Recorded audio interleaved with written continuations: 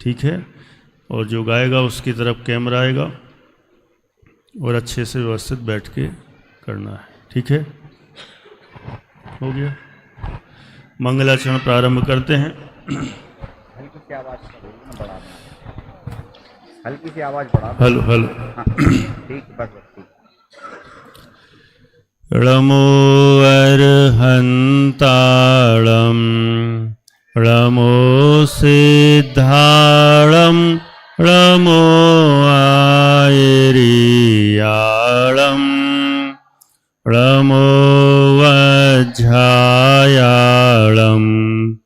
णमो लोये सौवसाहुळं। आदि पुरुष आदि सृजन आदि सुबुद्धि करतार धर्म धुरंधर परम गुरु नमो आदि अवतार। काव्य नंबर 1 प्रारंभ करते हैं। सुरनत मुकुट रतन छवि करे अंतर पाप तिमिर सब हरे। दो मन वचकार भव जल पतित तारन सार। फिर से ये छंद फिर से पढ़ें और सही व्यवस्थित पढ़ना तुरंत, है ना। सुरनत मुकुट रतन छवि करे अंतर पाप तिमिर सब हरे। जिन पद बंदो मन वचकाय भव जल पतित उतारन सहाय। माइक की आवाज ही कम है।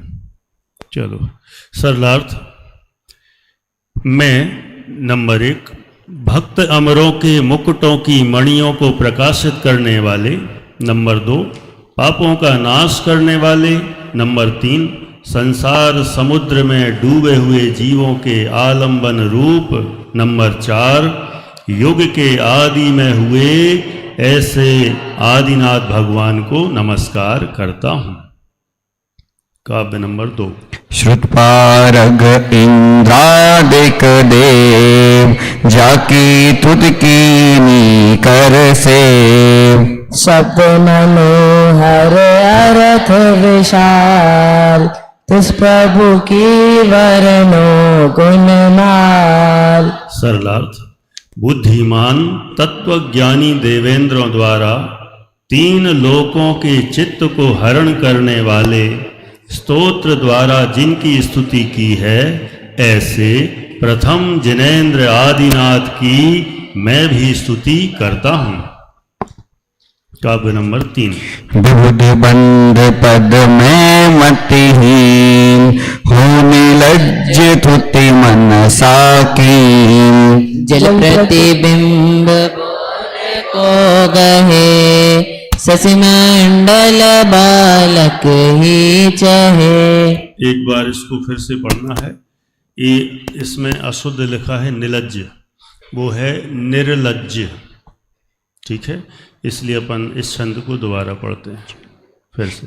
विबुध बंध पद में मतिहीन हो निर्लज्ज तुति मन साकीन। जल प्रतिबिंब बोध को गए शशि मंडल बालक ही चाहे।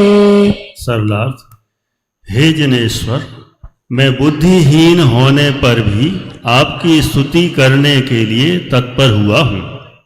यह मेरी निर्लज्जता ही है। जैसे जल में पड़े चंद्रमा के प्रतिबिंब को नादान बालक के सिवाय कौन ग्रहण करना चाहेगा। काव्य नंबर 4 गुण समुद्र तुम गुण अविकार कहत न सुर गुरु पावे पार। प्रलय पवन उद्यत चल जंतो जलधि तेरे को बोझ बलवंत। सरलार्थ हे निर्मल गुणों के समुद्र जिस प्रकार मगरमच्छ घड़ियाल आदि से व्याप्त उछलते प्रलयकालीन समुद्र को कोई पार नहीं कर सकता, उसी प्रकार आपके अनंत गुणों का वर्णन करने में देवों के गुरु बृहस्पति जैसे बुद्धिमान भी समर्थ नहीं है। काव्य नंबर 5। ध्यान रखें, जो अगले बोल रहे हैं ना, वो थोड़ा सा हाथ ऊपर कर दे मैं पहले से, जिससे यहाँ इनको वहाँ कैमरा ले जाने में असुविधा ना हो। ठीक है, हाँ अगला।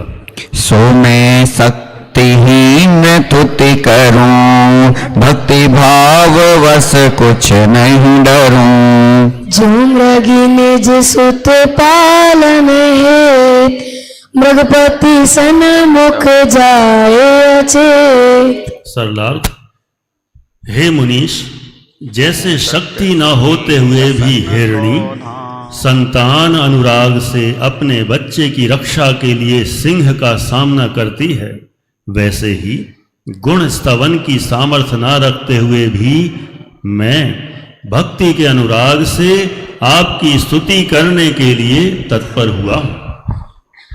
काव्य नंबर 6। मैं 60 सुधी हसन को धाम, मुझ तब भक्ति बुलावे राम।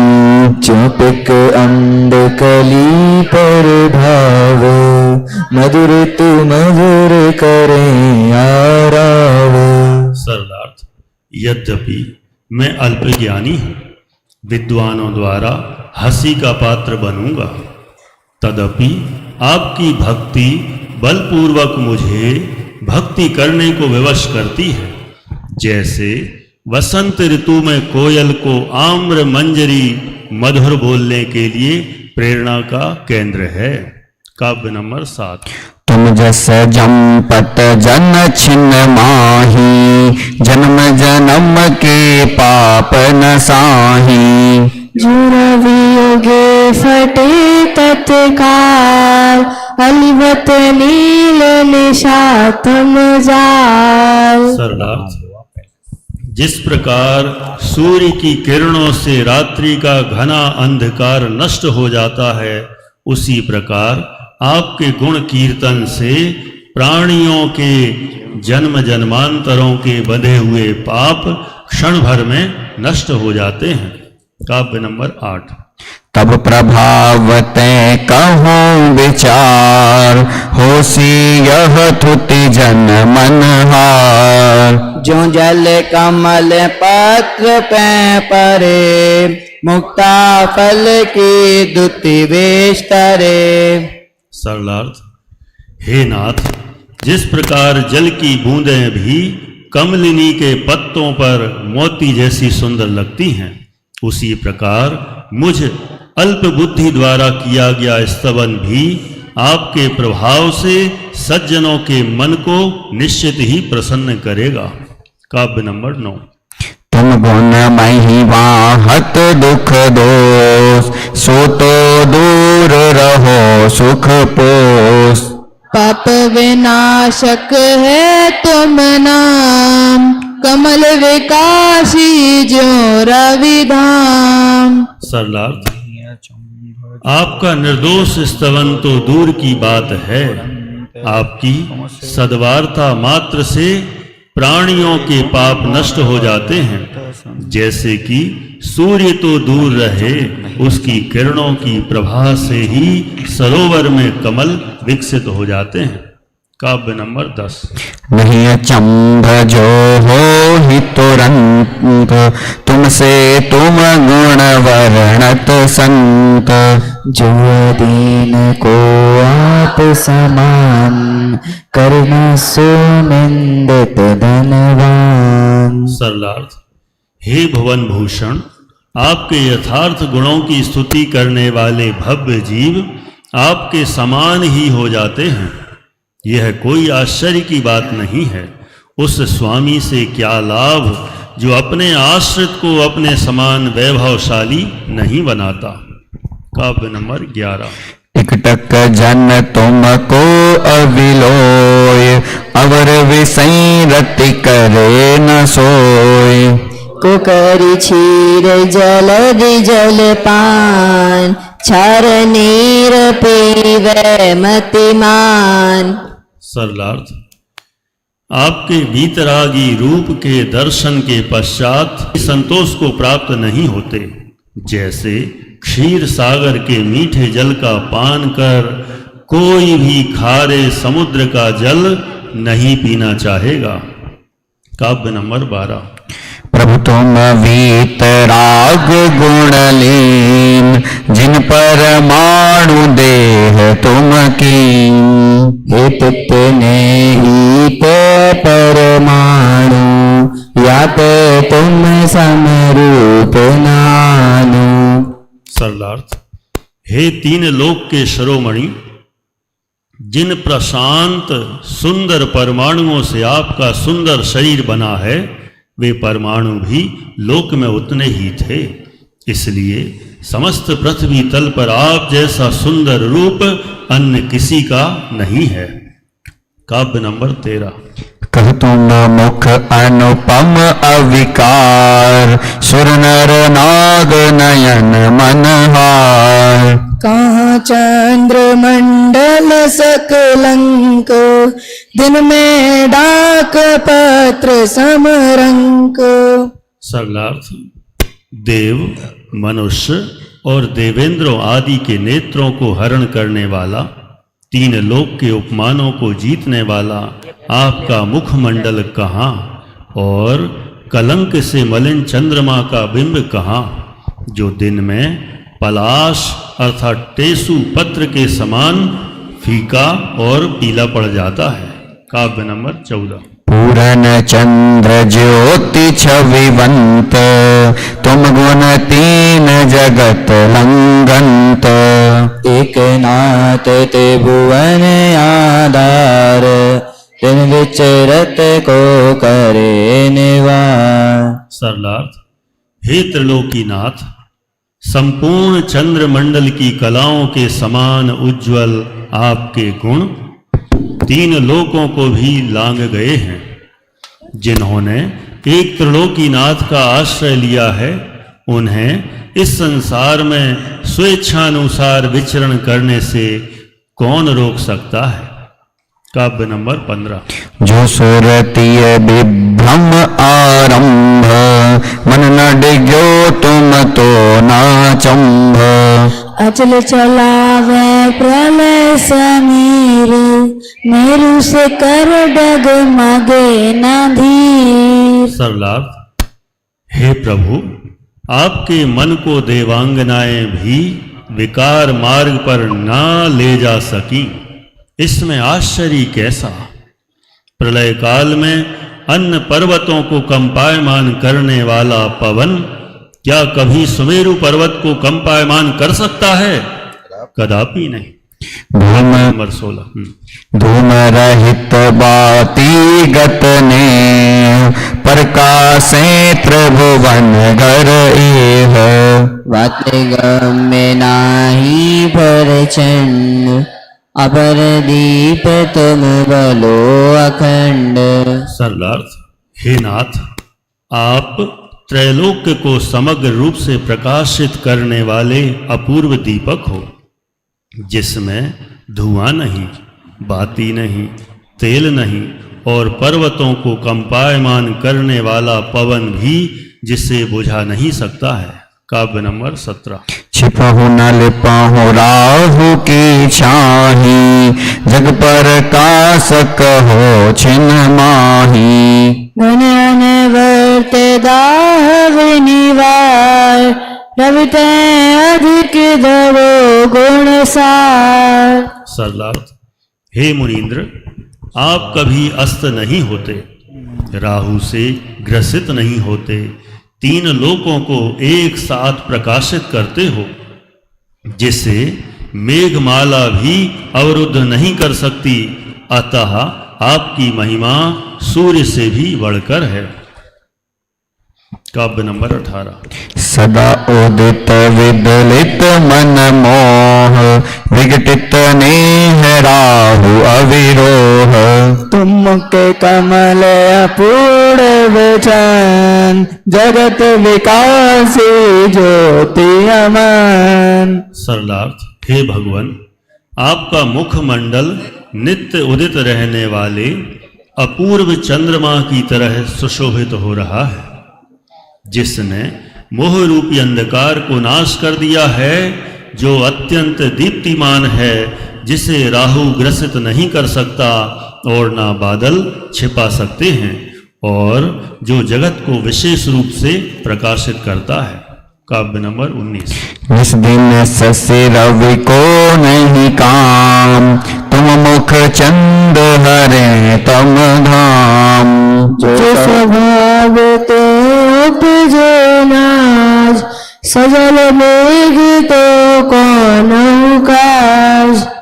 सरलार्थ, हे नाथ, आपके मुख रूपी चंद्र से समग्र अंधकार के नष्ट हो जाने पर रात में चंद्रमा के और दिन में सूर्य के उदय होने का क्या प्रयोजन। जब पृथ्वी पके हुए धान्य के खेतों से शोभायमान हो रही हो, तब जल के भार से झुके हुए बादलों से क्या प्रयोजन, कुछ नहीं। काव्य नंबर 20। जो सुबोध सो है तुम माही, हरिहर आदिक में सो नाही। जो दोति मार तन में हो, कांच खंड पावे नहीं सो। सरलार्थ, हे नाथ, वस्तु स्वरूप को प्रकाशित करने वाला ज्ञान जैसा आप में सुशोभित हो रहा है, वैसा अन्य हरिहर आदि देवों में शोभायमान नहीं हो रहा है। चमकती हुई मणियों में प्रकाश पुंज जैसा महत्व धारण करता है, वैसा आभामय कांच के टुकड़े नहीं। काव्य नंबर 21। यहाँ से लय बदल रही है, सब ध्यान से पढ़ना। सराग देव देख में भला विशेष मानिया, स्वरूप जाहि देख वीतराग तो पहचानिया। कछु न तो ही देख के जहाँ तू ही विशेखिया, मनोग चित्त चोर और भूलहु न पेखिया। सरलार्थ, हे भगवान, यह अच्छा ही हुआ कि मैंने हरिहरादि देवों को पहले देख लिया, तत्पश्चात आपको देखकर हृदय संतुष्ट हो गया, और आपको देखने के बाद विशेष लाभ यह हुआ कि इस भूमंडल में जन्म जन्मांतर में भी आपके अतिरिक्त अन्य कोई भी लुभा नहीं पा रहा है। काव्य नंबर 22। अनेक पुत्रवंत निमितम बनी सपूत है, न तो समान पुत्र और मात तय प्रसूत है। दिशा धरंत तारिका अनेक कोटि को गिने, दिनेश तेजवंत एक पूर्व ही दिशा जने। सरलार्थ, हे प्रभु, जगत में सैकड़ों स्त्रियां हैं जो सैकड़ों पुत्रों को जन्म देती हैं, परंतु आपकी माता के अतिरिक्त किसी भी स्त्री ने आप जैसे पुत्र को जन्म नहीं दिया। जैसे सभी दिशाएं ताराओं को धारण करती हैं, परंतु हजारों किरणों के समूह से युक्त सूर्य को तो केवल पूर्व दिशा ही धारण करती है। काव्य नंबर 23। पुराण हो पुमान हो पुनीत पुण्यवान हो, कहे मुनीस अंधकार नाश को सुभान हो। महंत दो ही जान के न हो अवश्य काल के, न और मोहि मुख देहि तो ही टाल के। सरलार्थ, हे मुनीन्द्र, ज्ञानी जन आपको सूर्य जैसा तेजस्वी, निर्मल और अंधकार से दूर रहा हुआ परम पुरुष मानते हैं।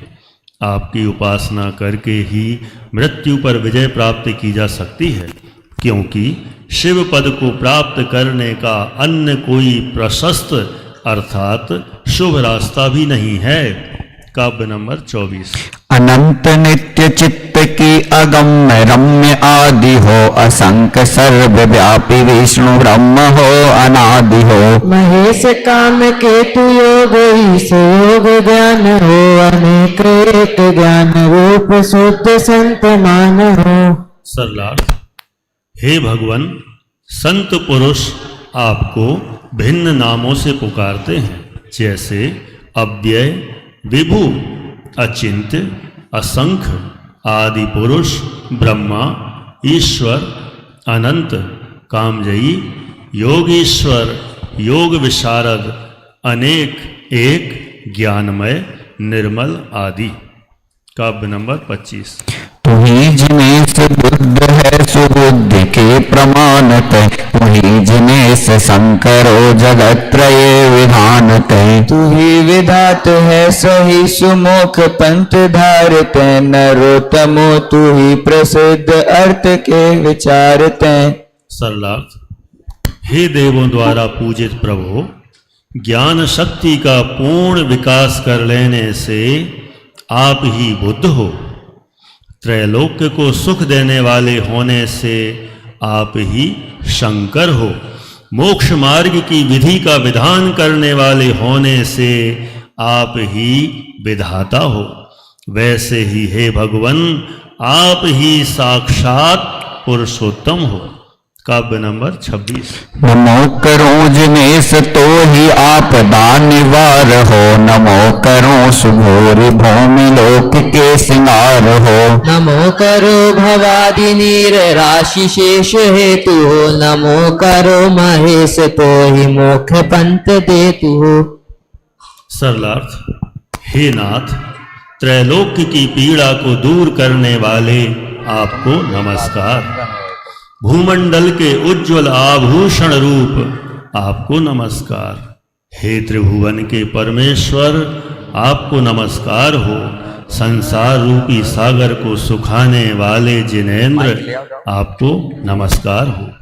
काव्य नंबर 27। तुम जिन पूरन गुण गण भरे, दोष गर्भ करे तुम परिहरे। और देवगण आश्रय पाए, स्वप्न न देखे तुम फिर आए। सरलार्थ, हे मुनीश्वर, मुझे ऐसा लगता है कि अन्यत्र स्थान न मिलने के कारण समग्र गुणों ने आपका आश्रय लिया है। यह कोई आश्चर्य की बात नहीं है।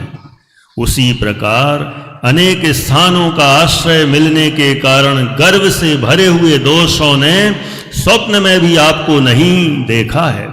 इसमें भी कोई आश्चर्य नहीं है। काव्य नंबर 28। तरुआ शोक तन किरण उदार, तुम तन शोभित है अविकार। निघ निकट जो तेज फिरंत, दिन कर दिपे मेरे निमंत। सरलार्थ, हे भगवान, उच्च अशोक वृक्ष के नीचे रहा हुआ आपका दैदीप्यमान निर्मल रूप मेघों के समीप अत्यंत चमकते हुए व अंधकार के समूह को नष्ट करने वाले सूर्य बिंब के समान अति शोभायमान हो रहा है। काव्य नंबर 29। सिंहासन मणि किरण विचित्र, तापर कंचन वरण पवित्र। तुम तन शोभित किरण विधार, ज्यों दया चल रवि तमहार। सरलार्थ, हे भगवान, रत्न की किरणों के अग्रभाग से रंग बिरंगे सिंहासन पर आरूढ़ आपका सोने जैसा सुंदर शरीर ऊंचे उदयाचल के शिखर पर आकाश को सुशोभित करते हुए किरण जाल वाले सूर्य बिंब के समान सुशोभित हो रहा है। काव्य नंबर 30। कुंद पहुपसित चमर डुरंत, कनक वरन तुम तन शोभंत।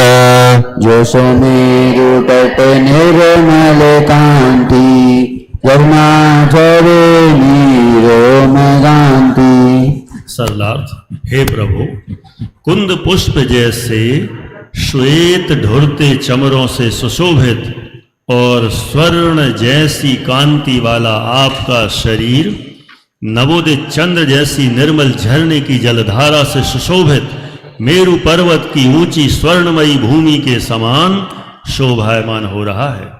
काव्य नंबर 31। ऊंचे रहे सूर दुतिलोप, तीन छत्र तुम दिते अगोप। तीन लोक की प्रभुता कहे, मोती झाल रसो छवि लहे। सरलार्थ, हे नाथ, मोतियों की झालर से सुशोभित तीनों छत्र आपके मस्तक पर चंद्रमा के समान मनोहर हैं, जो मानो सूर्य की किरणों के प्रभाव को रोके हुए हैं। साथ ही वे तीनों लोकों पर आपके प्रभुत्व की सूचना दे रहे हों। काव्य नंबर 32। भी शब्द गहर गंभीर, चहुदिशि हो ये तुम्हारे धीर। त्रिवन जन शिव संगम करे, मानो जय जय रघु चरे। सरलार्थ, अपनी गंभीर तथा ऊंची आवाज से समस्त दिशाओं को ध्वनित करने वाला, तीनों लोकों के प्राणियों को शुभ समागम की संपत्ति प्रदान करने में समर्थ तथा सद्धर्म राज्य की स्थापना का मानोद्घोष करता हुआ दुंदुभी वाद्य आकाश में आपकी कीर्ति को बार बार प्रसारित कर रहा है। काव्य नंबर 33।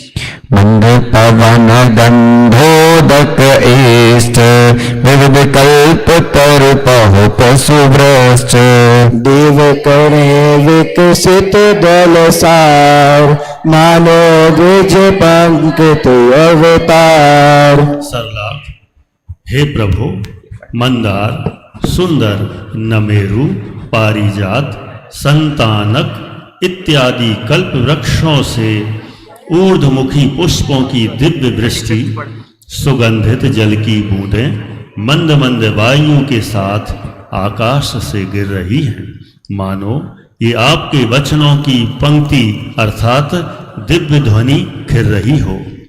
काव्य नंबर 34। तुम तन भामंडल जिन चंद, सब दुतिवंत करत है मंद। कोटि शंख रवि तेज छिपाए, शशि निर्मल निशिकरे छाए। सरलार्थ, हे प्रभु, असंख्य सघन सूर्यों के समान शोभायमान आपके भामंडल की प्रखर आभा तीनों लोक के कांतिमान पदार्थों की कांति को तिरस्कृत करती हुई चंद्रमा के समान शीतल होने पर भी मनोहर रात्रि अर्थात चांदनी रात को भी जीत रही है। काव्य नंबर 35। स्वर्ग मोक्ष मार्ग संकेत, परम धर्म उपदेशन हेत। दिव्य वचन तुम खिरे अगाध, सब भाषा गर्भित साध। सरलार्थ, हे प्रभु, नंबर 1, आपकी कल्याणकारी दिव्य ध्वनि स्वर्ग व मोक्ष का मार्ग दिखाने वाली है। नंबर 2, तीनों लोकों के प्राणियों को सत्य धर्म समझाने में समर्थ है। नंबर 3, दिव्य ध्वनि भिन्न भिन्न भाषाओं में परिणमन करने के स्वाभाविक गुण से युक्त है। काव्य नंबर 36। विकसित सुमरन कमल दुति, नख दुति मिल चमकाही। तुम पद पद जहाँ धरो तह सरलार्थ, हे जिनेन्द्र, आपके दोनों चरण स्वर्णिम कमल समूह की तरह कांतिमान हैं। चरणों के नखों से भी किरणें निकलकर शोभा बिखेर रही हैं। विहार करते हुए जहां जहां आपके दोनों चरण पड़ते हैं, वहां वहां चरणों के नीचे देव स्वर्ण कमलों की रचना करते जाते हैं। काव्य नंबर 37। ऐसी महिमा तुम विषे और धरे नहीं कोई। सूरज में जो ज्योत है, नहीं तारा गुण है। सरलार्थ, हे जिनेन्द्र, धर्मोपदेश देते समय समो शरण में जैसी परम उत्कृष्ट विभूति आपकी होती है, वैसी किसी अन्य देव की नहीं देखी जाती। जैसे अंधकार को नष्ट करने में जैसी ज्योति सूर्य की देखी जाती है, वैसी अन्य किसी ग्रह की नहीं। काव्य नंबर 38। एक लाइन यहाँ से पढ़ रहे, एक आप पढ़ना, फिर वापस यहीं से पढ़ेंगे। मद अबलेप्त कपोल मूल अलिकुल झंकार, तीन सुन शब्द प्रचंड क्रोध उद्धत अति धारे। काल वरुण कराल कालवत सन्मुख आव, ऐरावत सो प्रबल सकल जन भय पजाव। देख गयंद न भय करें तुम पद महिमा छीन, विपत्ति रहित संपत्ति सहित भरते भक्त अधीन। सरलार्थ, हे प्रभु, क्रोधोन्मत्त विकराल हाथी जिसके कपोलों से मद चू रहा हो और उस पर भौरे मंडराने से जिसका क्रोध भड़क रहा हो, ऐसा हाथी भी आपके शरणागत भक्त का कुछ भी नहीं बिगाड़ सकता। काव्य नंबर 39। अति मद मत गयंद कुंभ थल नखन विदारे, मोती रक्त समेत डारि भूतल सिंगारे। बाकी दान विशाल वदन में रसना लोल, भीम भयानक रूप दिखे जन तर हर डोल। फिर से पढ़ लें। हाँ, ये वाली लाइन फिर से। अति मद मत गयंद कुंभ थल नखन विदारे, मोती रक्त समेत डारि भूतल सिंगारे। बाकी दाल विशाल वदन में रसना लोल, भीम भयानक रूप देखी जन तर हर डोले। ऐसे मृगपति पग तले जो नर आयो हो, शरण गए तुम चरण की वादा करे न सो। सरलार्थ, जिसने हाथियों के गंड स्थल को भेद कर उसमें से पड़े हुए श्वेत व रक्त से सने हुए मोतियों के समूह से भूभाग को शोभायमान कर दिया है, तथा जो छलांग मारने को उद्धत है, ऐसा सिंह भी प्रभु आपके चरण कमल का आश्रय लेने वाले पर आक्रमण नहीं करता है। काव्य नंबर 40। प्रलय पवन कर उठी आग जो तास पठंतर, बमे फुलिंग शिखा उतंग पर जले निरंतर। जगत समस्त निगल भस्म कर देगी मान, करत दात तब अनल जोर चौदिसियो टानो। शोक छिन्न में उपसमें नाम नीर तुम ले, होय सरोवर परिन में विकसित कमल समें। सरलार्थ, हे भगवन, आपका नाम कीर्तन रूपी जल प्रलय काल के पवन से उग्र बने हुए अग्नि के समान प्रकाश फैलाते हुए ऊंचे लपटों को फैलाता हुआ, चारों ओर चिंगारियां उड़ाता हुआ और मानव विश्व को खा जाने की इच्छा से अग्रसर होते हुए दावानल को भी बुझा देता है। काव्य नंबर 41। कोकिल कंठ समान श्याम तन क्रोध जलंता, रक्त नयन फुंकार मार विषकण उगलंता। सड़को ऊंचे करे वे गही सन्मुख दाय, तब जन होयन शंक देव रतियो आया। जो चापे निज पग तले व्यापे विष न लगार, नाग दमनी तुम नाम की है जिनके आधार।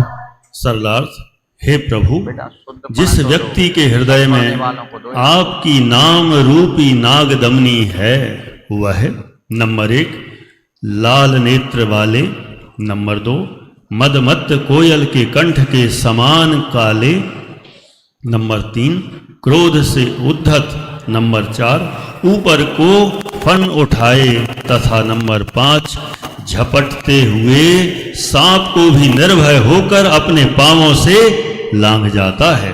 काव्य नंबर 42। जिस रन माही भयानक रब कर रहे तुरंगम, धन से गज गर जाहि मत मानो गिर जंगम। अति कोलाहल माही बात जह नाही सुनीजे राजन को पर चंड देख बल धीरज छीजे नाथ तिहारे नाम ते सोचिन माहि फलाए जो दिन कर प्रकाश ते अंधकार बिनसाए। सरलार्थ, हे नाथ, बलशाली राजाओं के हिनहिनाते उछलते घोड़ों तथा हाथियों का भयंकर शब्द जहां हो रहा हो, ऐसी सेना भी तुम्हारे नाम के स्मरण से उसी प्रकार पूर्णतः नष्ट हो जाती है जैसे सूर्य की किरणों से अंधकार। काव्य नंबर 43। मारे जहाँ गयंद कुंभ हथियार विदारे उमगे रुद्र प्रवाह वेग जल सम विस्तारे होय तिरन समर्थ माजोधा बलपूर तिस रन में जिन तोर भक्त हैं जे सूर वर जय हरि कुल जीत के जय पावे निकलंक तुम पद पंकज मन वसे ते नर सदा निशंक। सरलार्थ, हे भगवान, जो आपके चरण कमल समूह का आश्रय लेता है वह भाले के अग्रभाग से बिंधे हुए हाथियों के रक्त रूपी जल प्रवाह में वेग से उतरने व तैरने में व्याकुल योद्धाओं से भयंकर बने हुए शत्रु पक्ष को जीतकर जय श्री का वर्ण करता है। काव्य नंबर 44। नक्र चक्र मगरादि मच्छ कर भय उपजावे जामे बड़वा अग्निदाह ते नीर जलावे पार न पावे जास दाह नहीं लहिए जाकी गरजे अति गंभीर लहर की गिनती न ताकी सुख सो तेरे समुद्र को जे तुम गुण सुमराही लोल कलोनन के शिखर पार यान ले जाही। सरलार्थ, हे प्रभु, भयंकर मगरमच्छों तथा पाठीन मत्स्यों भीषण धधकती बड़वाग्नि से युक्त एवं समुद्र में लहराती लहरों में फंसे जहाज यात्री आपके स्मरण से बिना घबराए समुद्र को पार कर जाते हैं। काव्य नंबर 45। महाजलोदर रोग भार पीड़ित नर जी बात पित्त कफ कुष्ठ आदि जो रोग गहे हैं सोचत रहे उदास नाई जीवन की आशा आति गिनावनी दे धरे दुर्गंध निवासा। फिर से एक बार। फिर से पढ़ो।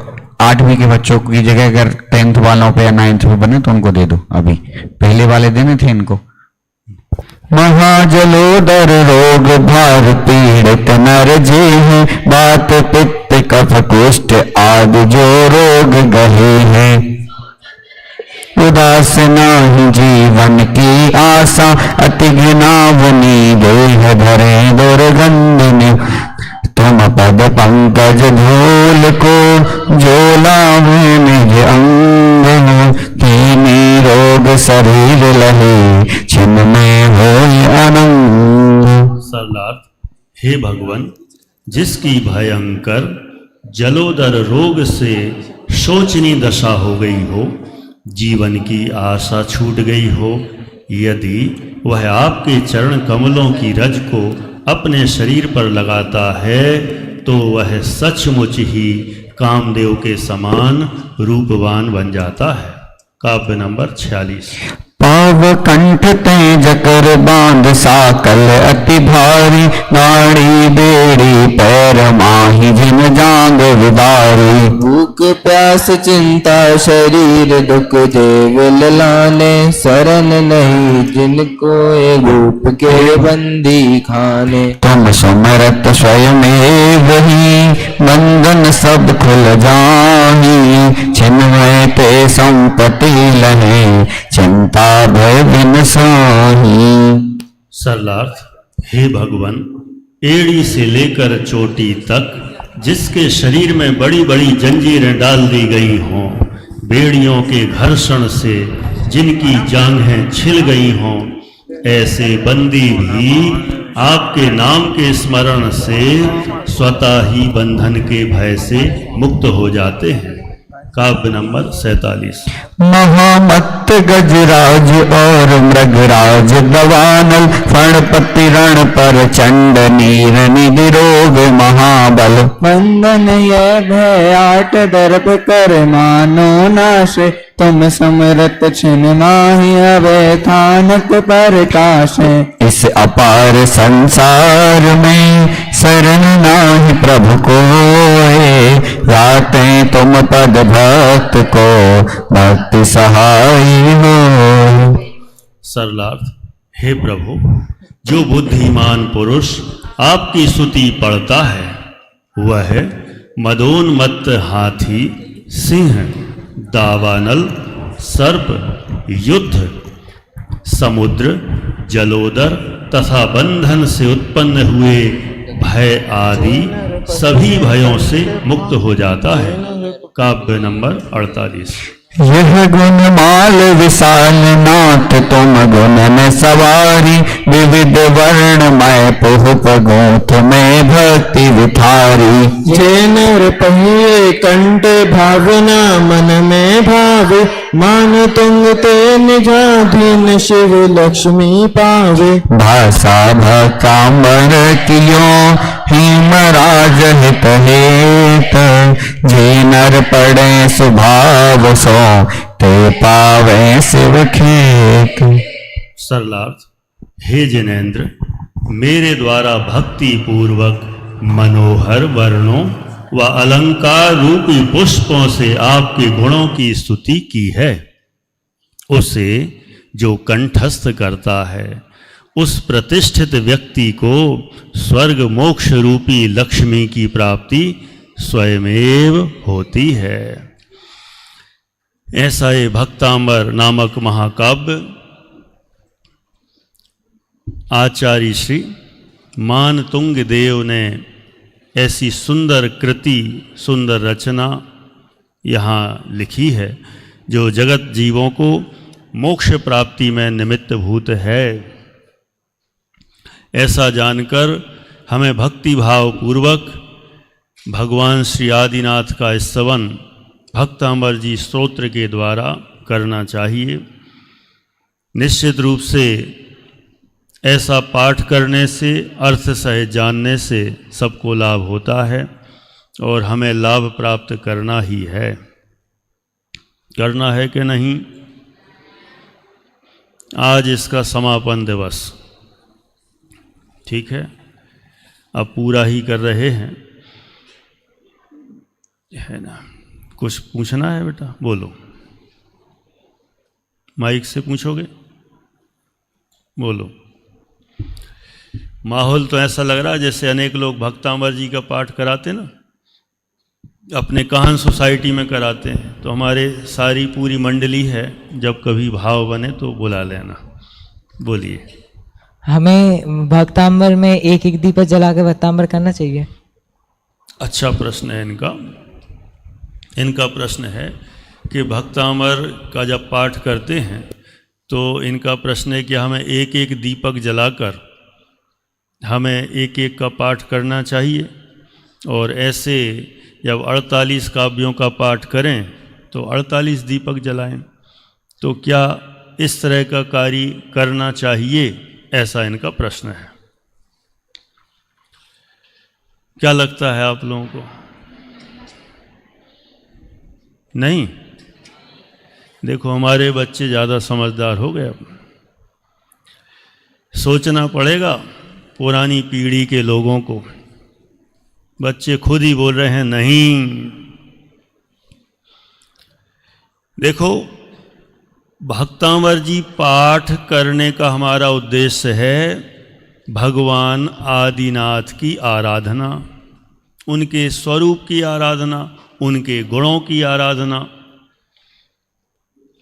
मूल में तो हम उनके गुणों को याद कर रहे हैं। अब इसमें दीपक जलाने से क्या मिलेगा? ये तो किन्हीं ने परंपरा चला दी कि भाई एक एक काव्य पढ़ो और एक एक दीपक जलाओ। इसकी कोई आवश्यकता नहीं है। और कई लोग रात्रि में भक्तामर जी का पाठ करते कराते हैं और फिर रात्रि में दीपक भी जलाते हैं।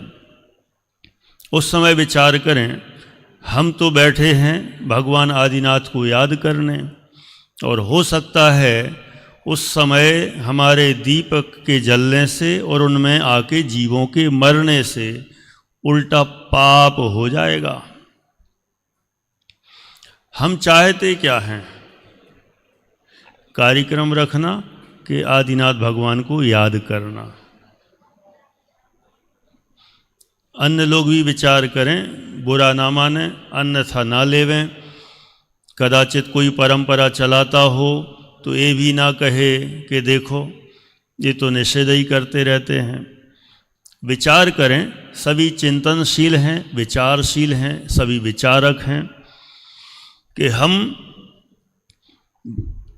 आदिनाथ भगवान को, उनके गुणों को, उनकी स्तुति को करने बैठे हैं, तो उनकी स्तुति करें, उनका गुणानुवाद करें। दीपक जलाने से क्या मिलेगा? उससे कोई पुण्य बंध भी होता हो तो भी बता दो, और उसमें जीव आके गिरेंगे, ऐसे जलेंगे, मरेंगे, तो उसका दोष किसको लगेगा? ऐसा विचार करके सावधान होवें, विचार करें क्या करना क्या नहीं करना। निर्णय अपने अपने हाथ में है। ठीक है, बढ़िया, अच्छा प्रश्न किया बेटा। आपके निमित्त से अनेक लोगों का भला हो सकता है। Thank you. ऐसा कोई और प्रश्न है क्या किसी का? सुनना, 5 मिनट हैं अपने पास और आज ये अंतिम है। अनेक लोग, हमने ऐसी भक्तामर जी की कृतियां पढ़ी हैं, एक बार मन में तो आया था कि उसको भी यहाँ शॉर्ट में लें। ये काव्य पढ़ेंगे तो पेट का रोग दूर, ये वाले काव्य से इसका आँख का रोग दूर, इससे चेचक दूर, इससे कुछ दूर। एक एक काव्य को पढ़ के ये इलाज कराने का सिस्टम कई लोगों ने बैठा दिया है, डॉक्टर बना दिया कह रहा है। सारे डॉक्टर लोगों की दुकान बंद हो जाएगी फिर। देखो, बंद हो जाए अलग मैटर है, हमारी मान्यता क्या है? हमने आदिनाथ भगवान को बस ये हमारे पेट दर्द की दवा बना रखा है क्या? इतने 3 लोग के नाथ, और उनको सिर दर्द हम उनसे दूर कराएंगे? इतनी छोटी छोटी सी चीज मांगो तो कुछ बड़ा मांगो, क्यों सहज? हे भगवान, सोहम तथापि तव भक्ति वसान मुनि से पेट दर्द दूर हो जाए। क्या मिलने वाला है? मैंने भगवान से इतनी सड़ी सी चीज मांगते हो, मांगो तो सबसे ऊंची मांगो। क्या मांगो? मोक्ष मिल जाए। यद्यपि हमारे मांगने से भगवान देंगे नहीं, क्योंकि भगवान के पास एक्स्ट्रा भी नहीं है मोक्ष कि तुम्हें दे दें। उनके पास एक है सो उनको मिल गया। इतना हो सकता है। चर्चा मत करो बेटा, नो डिस्कशन। जो कुछ पूछना है मुझसे पूछना, बात करना है मुझसे बात करना। भगवान के पास हम जाएं और उनकी भक्ति स्तुति करें और उनके गुणों का अनुवाद करें, और जो उन्होंने मार्ग बताया है उस मार्ग पर चलें, तो ही भक्तामर जी पाठ करने का सही उद्देश्य सफल होगा। अन्य कोई लौकिक कामना लेकर स्तुति पाठ करते हैं तो धर्म तो बहुत दूर, पुण्य भी नहीं बंधेगा। सुधर जाओ। क्या बोले? धर्म तो बहुत दूर रहो। ग्वालियर एंड टीकमगढ़, नित्य एंड आयुष। नहीं तो ग्वालियर कहने से पूरा ग्वालियर ही बदनाम हो जाएगा, है ना? ठीक। भगवान से इच्छा पूर्ति, इसकी कामना के लिए हमें स्तुति पाठ नहीं करना चाहिए। धर्म तो बहुत दूर, पुण्य भी नहीं मिलेगा वीर। क्या मिलेगा? उल्टा पाप मिलेगा? बोलो उपसम। जो पूछ रहे हैं तो कैमरा भी घुमा सकते हैं उनकी तरफ, अच्छा लगता है उनके मम्मी पापा को, और हम लोगों को तो लगता ही है। हाँ, प्रश्न पूछो बेटा। पंडित जी, जैसे 48 स्तोत्रों में से किसी एक स्तोत्र को प्रमुख करके उसमें से उसको मंत्र बना के उसका जाप कर सकते हैं क्या? आपका कहना है, प्रश्न है आपका, पंखे बंद करा दें।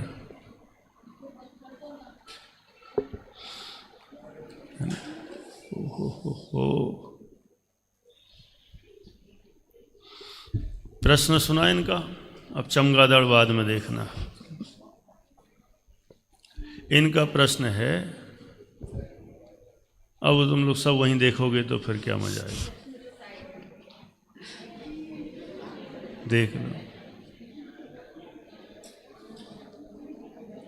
अभी प्रवचन के बाद यहीं रुक जाना, थोड़ी देर खूब देखना, ठीक। और चमगादड़ में ही सबका दिमाग घूम गया, देख लो, फिर मान ही नहीं रहे हो।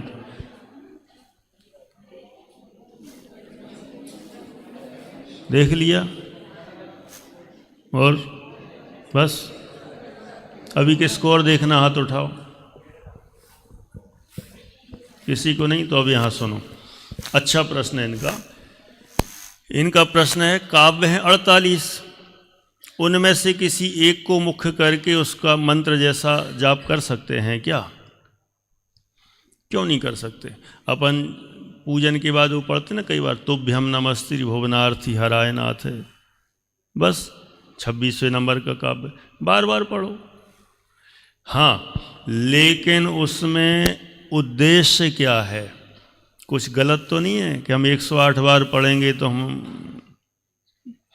हम पास हो जाएंगे, हमारी परसेंटेज बढ़ जाएगी, ऐसा कोई गलत एंगल नहीं। लौकिक भोगों की लौकिक कोई वांछा नहीं, इच्छा नहीं, और पढ़ें जिसको जो जम जाता है, जिस पे मन रम जाए तो पढ़ो। हर छंद में आदिनाथ भगवान हैं, कोई भी पढ़ो, पहले से लेके आखिरी तक पढ़ो या एक ही पढ़ो, सब जगह आदिनाथ भगवान ही नजर आएंगे, कर सकते हैं, ठीक। हाँ, और कुछ अच्छे प्रश्न जितने भी आए ना, ये वाला, वो दीपक जलाने वाला, और एक और नहीं, वही इलाज वाला है ना, बोलो निरपेक्ष। अच्छा, ये जरूरी हैं, ये सबके आपको भी ख्याल में आ जाए स्पष्ट, और लोग जो सुने तो उन तक मैसेज भी चला जाए सही। पंडित जी, जैसे किसी को रोग था तो उसने भक्तामृत स्तोत्र पढ़ा, फिर उसका वो रोग सही नहीं हुआ, तो उसने भक्तामृत स्तोत्र को दोष दिया कि इससे तो कोई रोग सही नहीं होता, तो उसने उसको भक्तामृत स्तोत्र को पढ़ना बंद कर दिया। अब पर उसमें उसकी भी गलती नहीं है, क्योंकि लोग तो यही कहते हैं कि भक्तामृत पढ़ने से रोग सही हो जाते हैं, तो उसमें उसको कर्म का बंध तो हो गई थोड़ा बहुत, पर उसको अधिक कर्म का बंध होगा या नहीं? अधिक ही कर्म का बंध होगा, पाप कर्म का। प्रश्न फिर से दोहराता हूँ। इनका प्रश्न है, किसी ने रोग का इलाज करने के लिए काव्य पढ़ा भक्तामर जी का, ठीक है नव, क्या किया? किसी रोग को दूर करने के लिए भक्तामर जी का पाठ पढ़ा, और उससे रोग दूर नहीं हुआ, और उल्टा उसको भक्तामर जी पर अश्रद्धा उत्पन्न हो गई, तो वो और उसकी बुराई करने लग गया। क्या काम का ऐसा पढ़ना, टाइम खराब हुआ, कोई दम नहीं है इसमें। तो पहला पाप तन्मय कर ही रहे हो, और इटारसी और सहज तो बीच में है।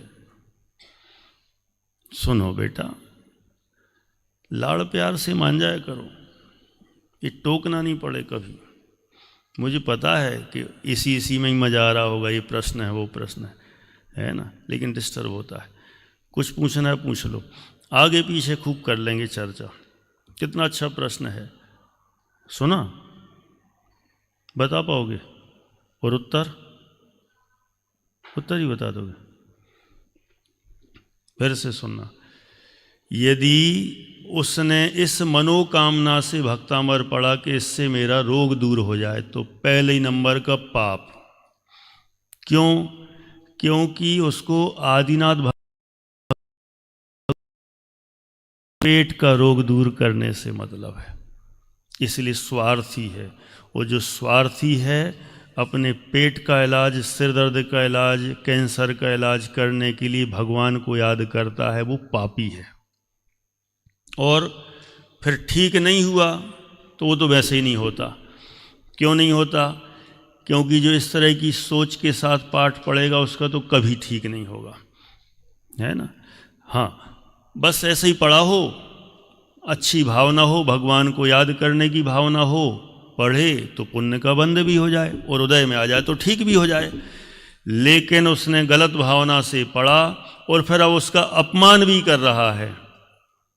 अरे क्या फ़ायदा हुआ, कुछ तो इससे हुआ नहीं, तो उसको कोसने लगा एक तरह से, तो उसने और भी बड़ा महापाप किया। इसलिए इस एंगल से पढ़ना ही नहीं, और पढ़ा और कुछ फ़ायदा नहीं हुआ तो उससे दोष देना, उससे और महापाप होता है। इसलिए इस तरह की भावना नहीं रखनी चाहिए। बोलिए, अनुभव इधर आ गया। जैसे मानतुंग आचार्य ने 48 श्लोकों की रचना की और उनमें वो 48 कोठरों में बंद थे, तो जैसे ही उनने एक एक श्लोकों की रचना करते गए उनका एक एक ताला खुलता गया। तो ये अगर कोई ऐसा मान ले कि ऐसा उन्होंने अपने स्वार्थ के लिए किया, वो 50 की भी तो कर सकते थे, 60 की भी तो कर सकते थे, उन्होंने 48 की क्यों की? बढ़िया प्रश्न है। पहला नंबर तो यह है कि किंवदंती में ली घटना वास्तविक घटना है कि नहीं ये पता नहीं। ठीक, होती भी तो कहीं दिक्कत नहीं, क्योंकि अपन ने 46 नंबर के काव्य में जान लिया, होती भी तो कोई आश्चर्य नहीं, ताले टूट सकते हैं। भक्तांबर जी का पाठ किया या लिखा, उस समय उनने इस भावना से नहीं लिखा कि मैं एक काव्य लिखूं एक ताला टूट जाए, कभी नहीं टूटता। यदि वे इस भावना से लिखते कि मैं भगवान आदिनाथ के काव्य लिखूंगा तो ताले टूटेंगे, गारंटी से नहीं टूटते। एक गड़बड़। दूसरा, वे मुनिराज हैं, मुनिराज कभी भी इससे मैं बंधन से मुक्त हो जाऊं ऐसी भावना ही नहीं भा सकते। क्यों? यदि वे जेल के अंदर भी रहें तो उनको दिक्कत क्या है, वे जेल में थोड़ी रहते, वे तो अपने में ही रहते हैं, इसलिए उनको जेल का तो कष्ट कुछ होता नहीं, इसलिए उससे निकलने के लिए काव्य नहीं लिखते। यदि सच्चे मुनिराज हैं, आचार्य हैं तो, और झूठे होते और इस भावना से लिखते तो भी उनका काम नहीं होता। दोनों बातें हो गई। तो फिर मान लो ऐसी घटना हुई हो, बाई चांस हो भी सकती है, मना भी नहीं कर रहे और हाँ भी नहीं कर रहे, क्योंकि किंवदंती उसको कहते हैं जो सुनी सुनाई परंपरा से आ रही हो, चली आ रही हो। मान लो ये सत्य हो तो हो सकता है। क्यों? उन्होंने तो बस अपने उपयोग को रमाने के लिए भगवान को याद करते रहे, कभी अपने को, फिर थोड़ा सा उपयोग बाहर आया तो चलो भगवान को याद करते हैं, उनके लिए उन्होंने संस्कृत श्लोक रचते गए और उनका पुण्य उदय आया और वो सहज ऐसा निमित्त नैमित्तिक संबंध बना कि वे ताले खुल गए, टूट गए। तो इसमें आश्चर्य की बात भी नहीं है। बड़े बड़े काम भी पुण्योदय से हो जाते हैं, सारे संकट दूर हो जाते हैं, तो ये हो गए। ठीक, बोलो बेटा।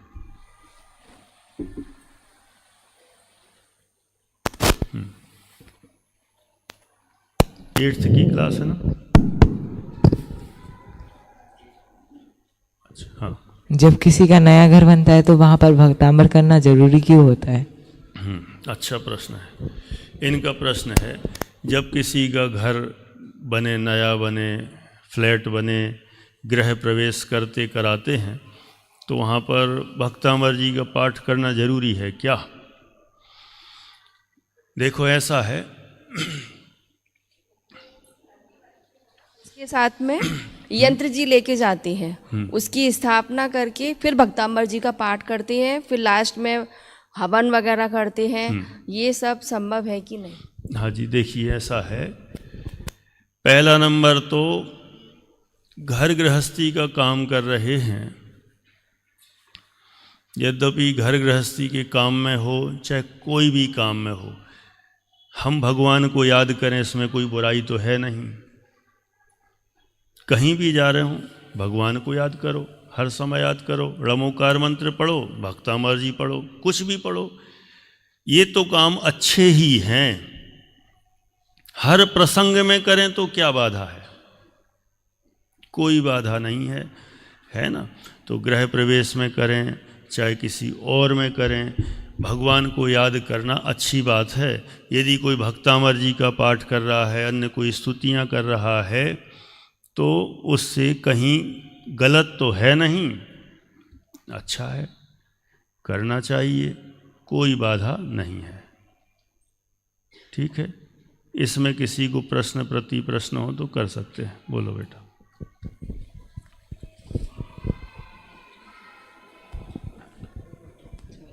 हमने तो ये पढ़ा कि एक एक काव्य की रचना हुई और ऐसे 48 काव्य तक जो थे ताले सारे टूट गए।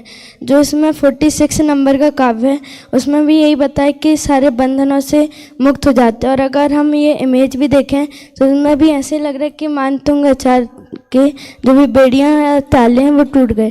तो क्या ये जो 46 नंबर का काव्य है जब उसकी रचना हुई तो सारे ताले टूट गए थे? देखो, इनका कहना है कि 46 नंबर का काव्य है, उसमें बताया ना बेड़ियों के बंधन से मुक्त। तो यद्यपि उसमें तो ये लिखा है बेड़ियों के बंधन संबंधी भय से मुक्त, भय रहित हो जाते हैं। तो कई लोग तो ये कहते हैं एक एक काव्य लिखा तो एक एक ताला टूटा होगा। ऐसा है कि 46वें नंबर का लिखा तभी पूरे 48 टूटे होंगे, लेकिन समस्या खड़ी हो जाएगी। 46वां लिखा तो 48 टूटे कि 48 लिखे तो 48 टूटे? प्रश्न बहुत सारे हो सकते हैं। और फिर अभी एक ने पूछा था 48 ही क्यों, क्या पता 50 ताले लगे हों, है ना। कोई भी अनेक बातें हो सकती हैं।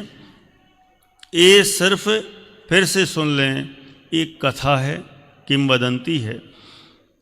पहले से लेके 48 पढ़े तो टूटे, या 46वां नंबर पढ़ा तो 48 टूटे, ये कथाएं हैं बस। प्रामाणिक नियम आगम में कहीं आया हो ऐसा तो नहीं है। लेकिन कोई भी काव्य पढ़ने से टूट सकता है, कोई भी काव्य लिखने से टूट सकता है। कारण क्योंकि हर काव्य में भगवान आदिनाथ को याद किया गया, और भगवान आदिनाथ को याद करने से उस समय विशेष पुण्य का बंध होगा, और पुण्य का बंध हुआ कदाचित तभी उदय में आ जाए। बहुत बार ऐसा होता है पुण्य हम बांधें और तुरंत उदय में आ जाए, और कई बार ऐसा होता है हमने पुण्य बांधा तो पूरे जीवन भर ना आए, अगले भाव में आए, ऐसा भी हो जाता है। तो कोई भी परिस्थिति बन सकती है, इसमें हम गारंटी नहीं दे सकते कि किस में क्या हुआ, क्योंकि कहानी तो प्रामाणिक उपलब्ध है नहीं। लेकिन सब में सब संभव है। पहले काव्य में भी संभव है, 46 में भी संभव है, और पूरे 48 में भी संभव है। लेकिन हाँ, इससे उल्टी मान्यता मत बैठा लेना कि काव्यों को पढ़ने से ताले टूट जाते हैं, फिर तो चोरों के लिए भी बहुत फायदा हो जाएगा। हैं, पूरे भक्तामर के काव्य अच्छे तैयार कर लो और सब जगह के ताले तोड़ो, और तोड़ तोड़ के सबकी चोरियां करो, है ना। ऐसा नहीं, बस ये है पुण्य का बंध होता है, उदय आता है तो हमारे विघ्न दूर हो जाते हैं। तो विघ्नों में कोई भी विघ्न हो सब दूर हो जाते हैं, ऐसा समझना। ठीक, अंतिम कुछ बचा, समापन करना है। चलिए, अब अपन आज ये अपना भक्तांवर जी पाठ का समापन दिवस है ना। 1 मिनट और। सचमुच सबको भाग्यशाली महसूस करना चाहिए अपने आप को कि इतना महान स्तोत्र हमें सबको अच्छे से पढ़ने को मिला, निर्विघ्न पूर्ण हुआ, लगातार चलता रहा, अच्छे से पढ़ा, अर्थ समझा। और कई लोगों ने याद भी किया होगा, किन्हीं किन्हीं को थोड़ा थोड़ा याद हुआ होगा। पूरा याद कर लें तो सबसे अच्छा।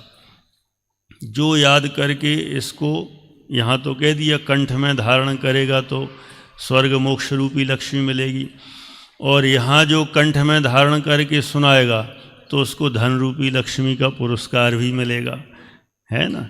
इसलिए आप लोग याद करें, अच्छे से अच्छा पुरस्कार जो छात्र सुनाएंगे सबको मिलेगा, सभी को। अब हम ये नहीं बता पा रहे कितनी राशि, लेकिन अच्छी राशि से आपको भेंट स्वरूप दी जाएगी। आप लोग करें, सुनाएं। 48 सुनाएं तो सर्वोत्तम, 24 भी सुनाएंगे तो भी चलेगा। इसलिए जो सुना सकते हैं ज़रूर प्रयास करें। मूल में तो अपनी भावना यही है कि हम सभी इसके सही भाव को समझें और भाव को समझकर अपने परिणाम निर्मल बनाएं, ऐसी भावना है। अब आगे अपना तत्वज्ञान पाठमाला भाग 1 शुरू करेंगे। कल से तो नहीं, हो सकता है अभी 1-2-3 दिन का और गैप पड़े तो अपन शुरू करेंगे तत्वज्ञान पाठमाला भाग 1। बहुत उत्कृष्ट विषय है, उसकी चर्चा उसी समय हम करेंगे। इतनी बात करते हुए यहाँ पूरा कर रहे हैं संक्षेप में। सहजानंदी शोध स्वरूपी